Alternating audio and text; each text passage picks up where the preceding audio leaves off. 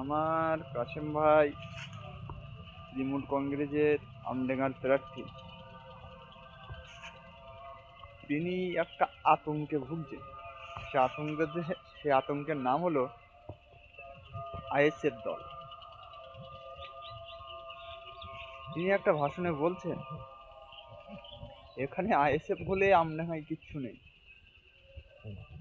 একবার বলছেন আমি 1 লাখ ভোটে জিতছি, একবার বলছেন আমি 50,000 ভোটে জিতছি, এখন দেখি বলছেন যদি 10 ভোটে হলেও আমি জিতছি।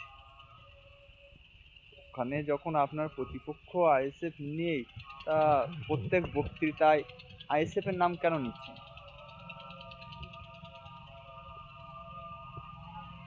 ভয় পাচ্ছেন কাশেম ভাই? আবার তিনি বলছেন যেসব গুটি কয়েক ছেলে আইএসএফ করছো, কেন করছো? তুমি আমার কাছে এসো, আমিও তোমাদের ভাইজান, আমিও পীর ঘরের ছেলে। কি অসুবিধা? ভাই কাশেম ভাই, আপনি আর নওশাদ সিদ্দিকী আকাশ পাতাল পার্থক্য। কারোর সিট দ্বারা বিক্রি হয়, কারোর সিট দ্বারা বিক্রি হয় না, এই হলো তফাৎ।